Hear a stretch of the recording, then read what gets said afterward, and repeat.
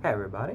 So this week I got a practical live application or recording, whatever you want to do, practice. But here's the idea. It's a concept more than an actual exercise, and the idea is sometimes when we play a drum fill, which for if you don't know what a drum fill is, that's you got basic parts of the drum groove. Is you got your beat,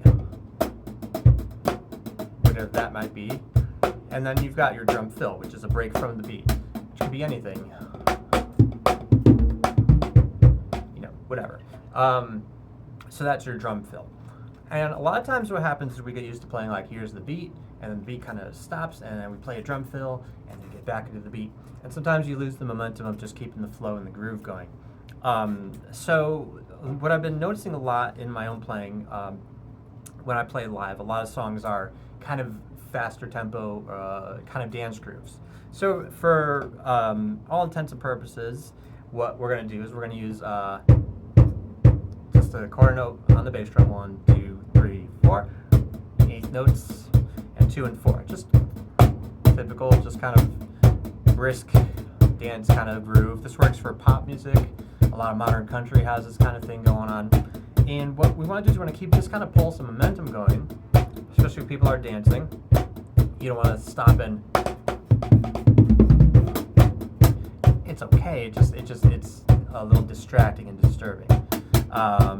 So what we're going to do is we're going to keep this going. I'm going to keep my bass drum going. I'm going to keep my snare drum really cracking on 2 and 4, and I'm going to play a fill just with the right hand, which is pretty easy.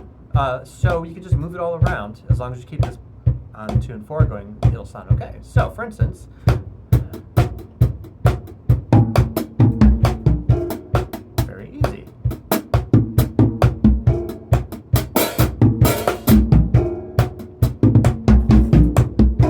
And I'm just starting off with just singles. So if I break that down, that's all I'm doing. Here, I'll slow it down a little bit.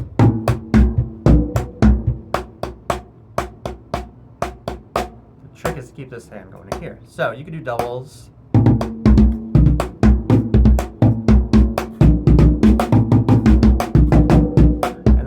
More fancy. You could do whatever you want with that, but the idea is to keep the 2 and 4 steady. So the exercise would be to randomly just improvise, maybe do 3 measures of the beat or 2 measures, whatever you're comfortable doing. If you don't want to do the quarter notes, you can just do 1, 2, 3, 4, whatever you want to do, as long as you're playing the beat that has a strong 2 and 4 going on, and then you just fill it in. You could eventually start to add fills between your hands and your feet if you want to, while you're keeping this going steady. You can eventually start getting your left hand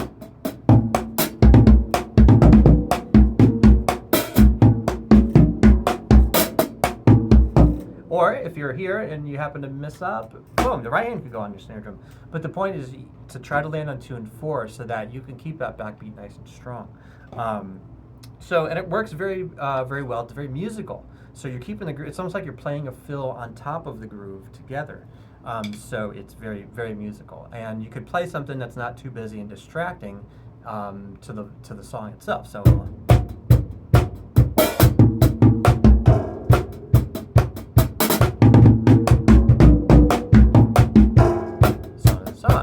Now, if you happen to mess up, it's not the end of the world, because then you're just playing a regular drum fill. That's the beauty of it. So let's say I do 2 on the snare drum, but then I mess up. That's okay. Maybe I'll hit the and of 4. So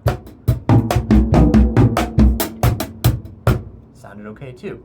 Especially if we have that bass drum kind of chugging along on the quarter notes to keep everything steady.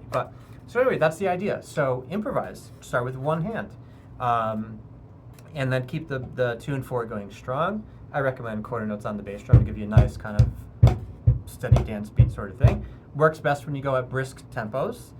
This way it sounds a little bit more fancy, but keep it simple. It doesn't have to be the craziest fills all the time, depending on the style of music. This is for more poppy kind of catchier tunes like that. So anyway, try it out. It's not that difficult. It's not as easy as what you might think, but it's not that difficult either. Any problems, questions, concerns, you let me know. Thanks.